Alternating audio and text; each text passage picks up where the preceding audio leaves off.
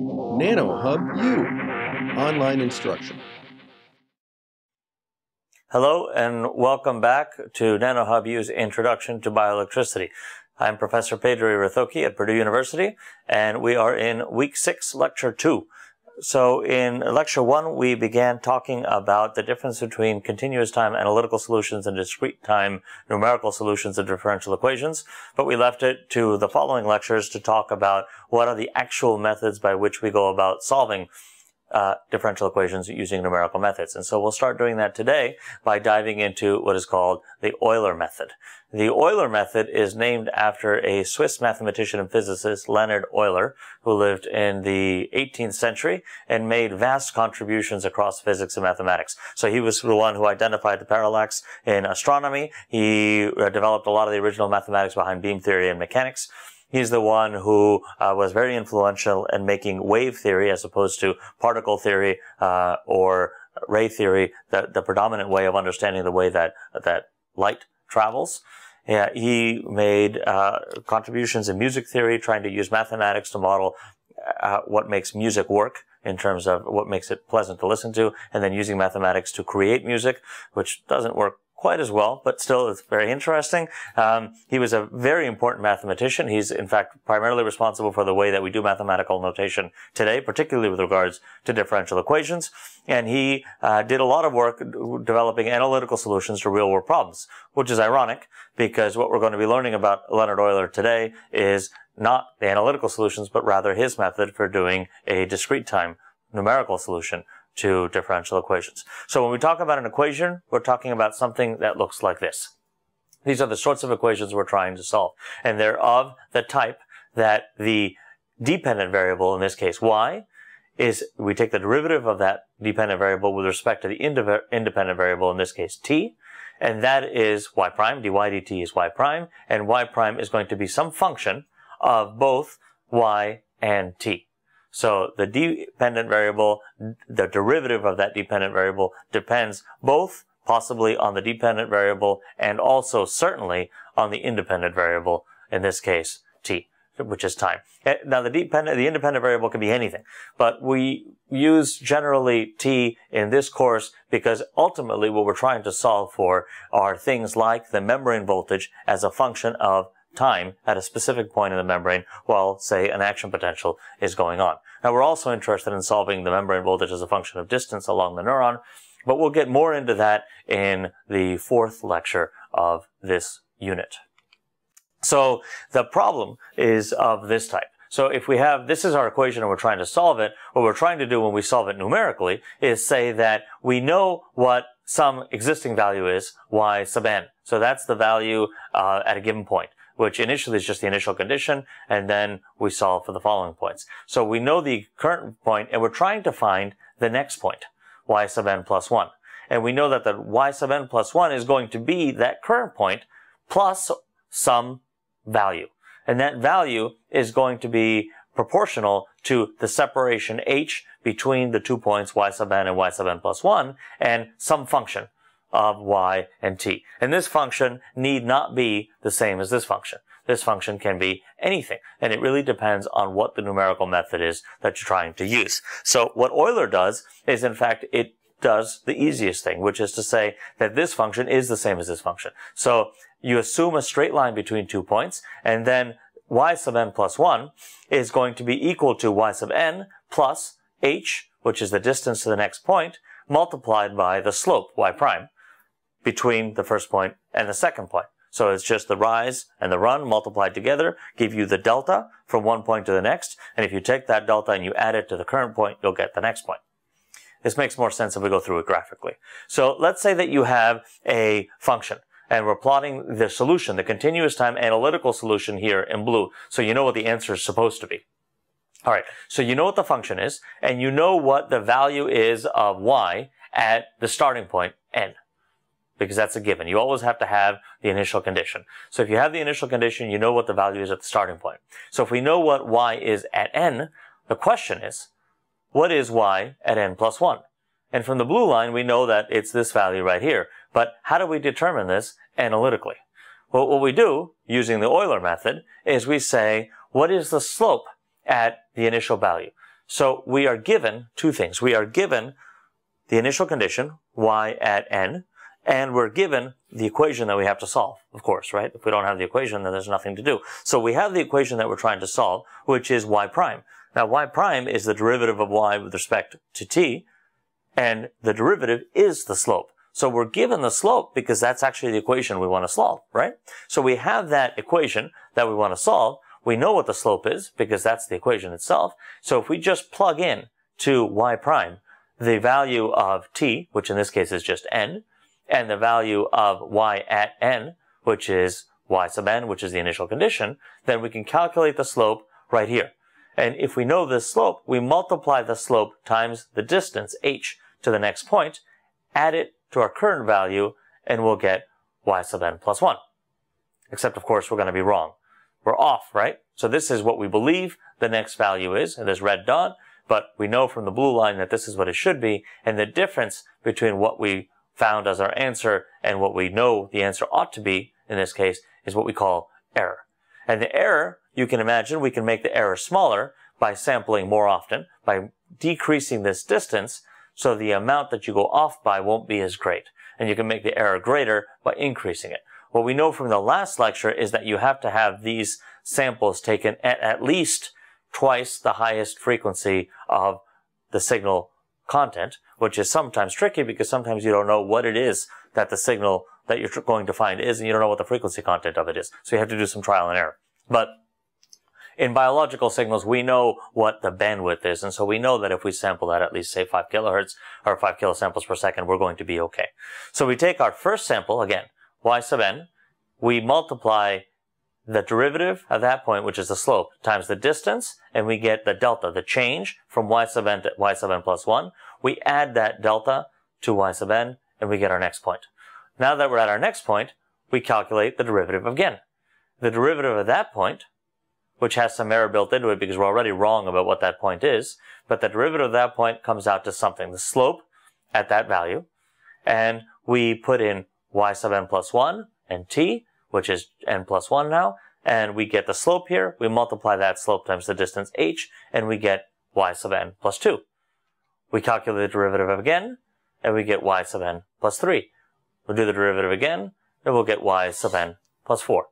So you can do it, and if you think about it in terms of programming, it seems a little bit complicated at first to understand it, but once you understand how to get that first point after the initial condition, it's just a for loop, right? Once you write the algorithm to calculate y sub n plus 1, you don't have to write anything else. You just put that in a for loop and have the for loop run from n equals 1 to n equals capital N minus 1, and it'll spit out all of the values that you wanted to solve. And if you wanted to make h smaller, well, you just say, let h be smaller. And if you wanted to run it over a larger number of points, well, you just let capital N, the total number of samples, be greater. But the code, the fundamental code that you've written to solve this problem, stays exactly the same. Now, once you've solved it, you then have a series of points, these red dots, and then from these red dots, you have to make a guess as to what the equation or the solution really looks like. And you can use various different sorts of curve fitting methods, or you can just leave the dots by themselves, which is the most honest thing to do, and the thing you should do. But you can make a guess as to what the curve really looks like, and then if you know what the analytical solution is, then you can look at the discrete time solution, and you can look at the analytical solution, and you can see how close or how off you were. And in this case, you can see that you're actually pretty good. You've got a pretty good sense of what the shape of the curve is. And if you were trying to determine if this was a biological signal, and you wanted to know is something happening or not, you would know. If you wanted to know, is there some sort of excitation waveform and relaxation, you would see that there is. But if you wanted to know what are the exact values at any point in time, well, there would be some amount of error. And then you have to decide whether or not you can live with that error. And that's what makes us engineers, right? What makes us an engineer is the ability to determine whether or not our approximate solution is good enough for the purposes that we have in mind. All right, so let's go through an actual example. So let's say that we have an equation, dy dt, the derivative of y with respect to t, is equal to y plus t cubed minus 2. This is just some arbitrary equation that I made up when I was putting these slides together. So it's the derivative is equal to y plus t cubed minus 2. And we know that the initial condition y sub 0, the starting value is 0, and we know that we want to solve from t goes from 0 to 4, and we want to have 41 samples. 41 samples because the separation between samples is going to be capital N minus 1. 41 minus 1 is 40, which gives you a nice clean number, and it's capital T over 40, and capital T is 4 seconds, so 4 seconds divided by 40 means that we're going to have 0.1 second to every single step. And that will give us nice, clean math. All right, so first thing that we do is we calculate what h is, and that's what we just did. So capital T, which is 4 seconds, divided by capital N minus 1, which is 40, gives us 0.1 seconds, 100 milliseconds per time step. That's what h is. The second step is to say, all right, what is y sub n plus 1? Y sub n plus 1 is equal to y sub n plus the slope, y sub n prime, evaluated at y sub n and t, and multiplied times the run, h. And in this case, what that means is that y1, so the next value, is equal to y0 plus h prime multiplied times the slope at y0. And so that's 0.1 multiplied times y plus t cubed minus 2, which is 0 plus 0.1 multiplied times 0 plus 0.1 cubed minus 2, which is minus 1.999. That is y1. So we have our first point.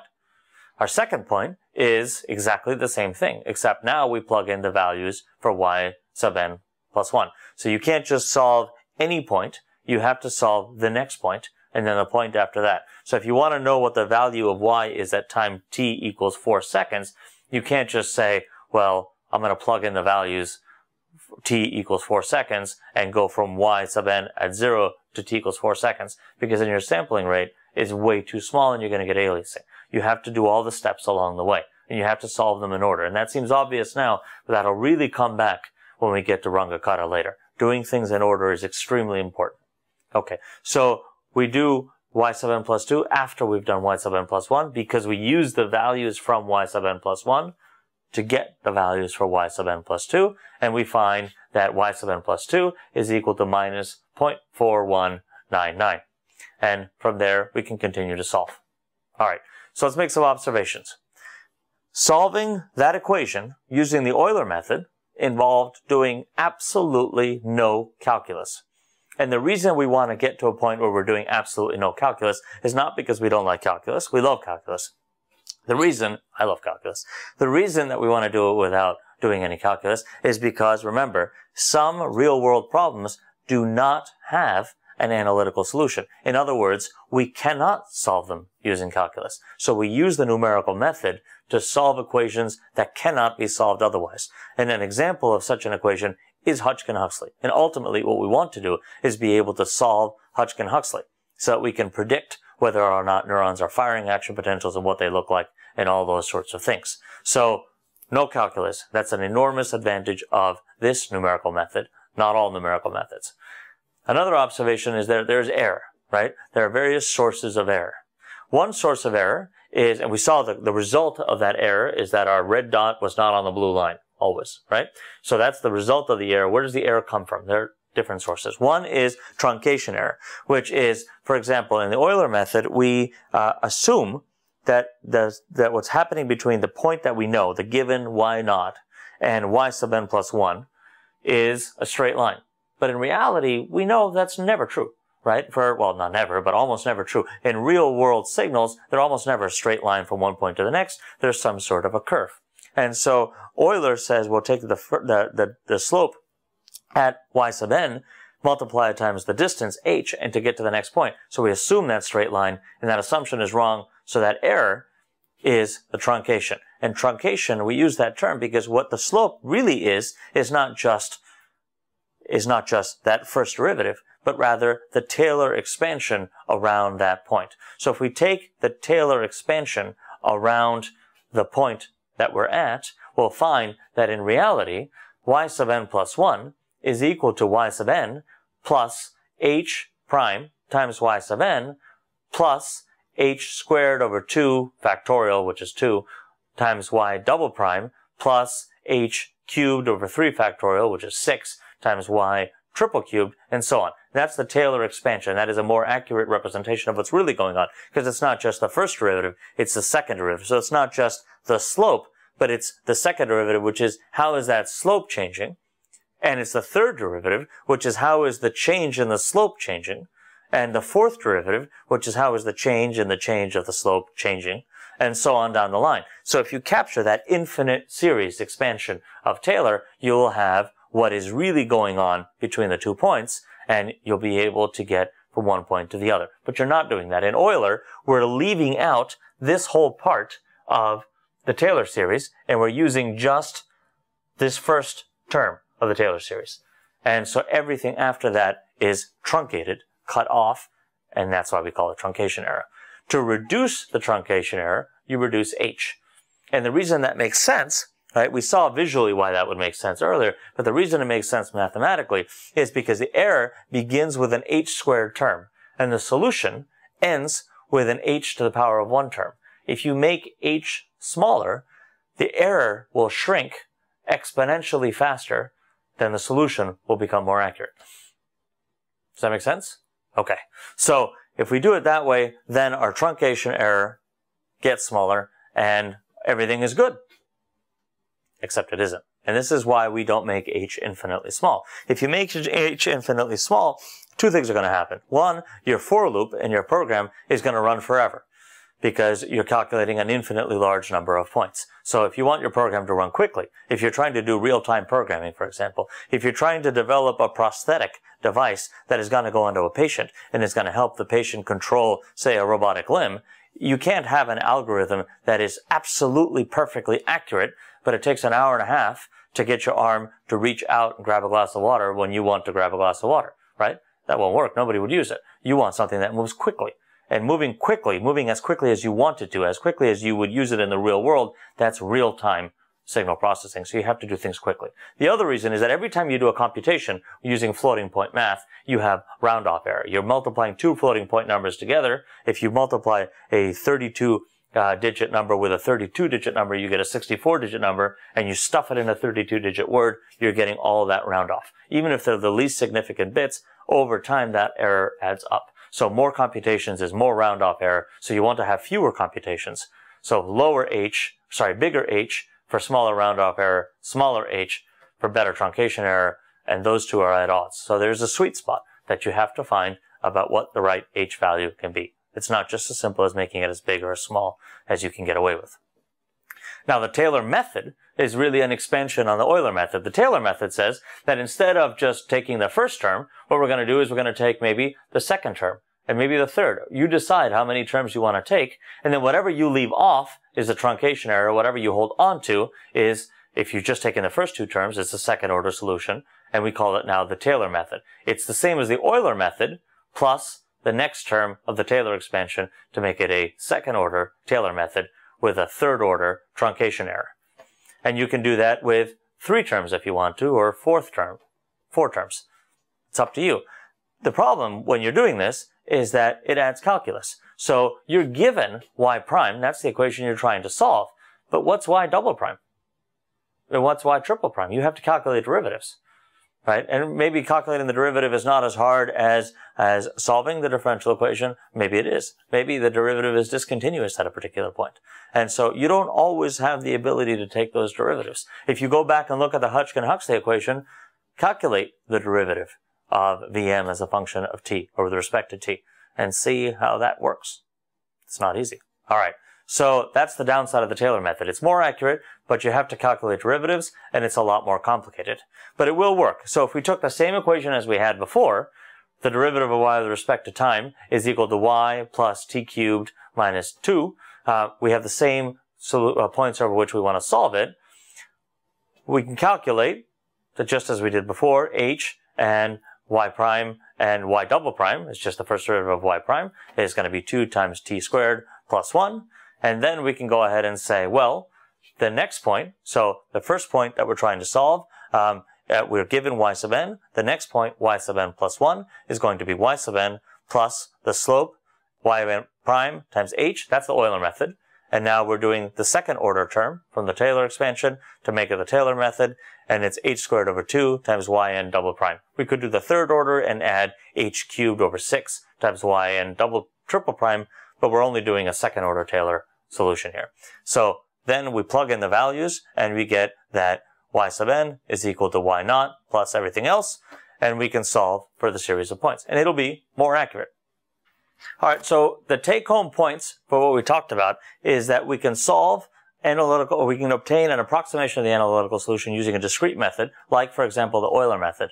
But we have to remember a series of things. One is that we're going to get error, and we can see that error visually, but we can also derive that error mathematically. And there are many sources of error, two of which we talked about here. One is truncation error, which is the degree to which we've simplified by making the assumption that what happens between this point and the next point is the first derivative. That's the simplification in the Euler method, or it's the number of terms that we've included in the Taylor series, but not the terms that we've truncated or left out in the Taylor series. That's the truncation error. The second source of error that we talked about is round-off error, that the more computations that we do, the more error we're going to get from rounding off the result of the multiplication of two floating point numbers. So those are both sources of error. Another thing that you have to keep in mind when you're using numerical methods of solving differential equations, any numerical method, is something called the numerical instability. To give you a sense for what that looks like, here's an example. So let's say that we have y, the dependent variable, as a function of x, in this case, the independent variable, distance. Let's say that y, as plotted here, is equal to minus x squared. So for any given value of x, y is the negative square of that. So it's a parabola, but because of the minus sign, it's an inverted parabola. So you would expect that for positive values of x, y would always be, the next value of y, would always be less than, more negative than, the previous value of y. Let's say further that the y prime, the derivative, is just the derivative of x squared, or minus x squared is minus 2x, and y naught, the initial value, is equal to 1. Alright, so using Euler as an example, because it's easier to go through this quickly and it works well enough, but this can happen with Taylor and it can happen with Runge-Kutta, which we'll talk about in the next lecture. Y sub n plus 1, the next value of y, is equal to current value of y plus h, the distance between values, multiplied times yn prime. Which, if you plug in for the equation that we're actually trying to solve, will tell you that the next value of y is equal to the current value of y multiplied by 1 minus 2h. Okay. If h is less than greater than a half, if the separation between the points is too great so that it's greater than 1/2, then 2 times h is going to be greater than 1, less than 1, and then, greater than 1, and then 1 minus 2 times h will always be a greater number, which means that y sub n plus 1 will always be greater than y sub n. So even though you're supposed to be decreasing always, you're going to start increasing, and you're going to be increasing always, and you're going to go off to unbounded to infinity. And this can happen for any sort of plot. So with any numerical method solving not any equation, but most any equation, you pick the wrong value of h, or many equations, you pick the wrong value of h, and the solution will be unbounded. It'll go off to infinity. So if you go and you, later on in the course, and you use the numerical method to solve the Hodgkin-Huxley equation, which you will do, and you find that your solution, instead of going back to the resting membrane potential, shoots off to infinity, positive or negative, think about this lecture, and remember that the value of h is critical, and that it is critical to pick h such that you don't do that. And in particular, to avoid numerical instabilities, you almost always want smaller values of h, smaller step sizes between one value and the next. So make h smaller, not so small that your round-off error goes up. So in the next lecture, we'll build on all of this understanding that we built in this lecture, but we'll develop a better way of solving equations numerically, one that gives us some of the accuracy of the Taylor method without the complexity, while maintaining the simplicity, really, of the Euler method. And I will see you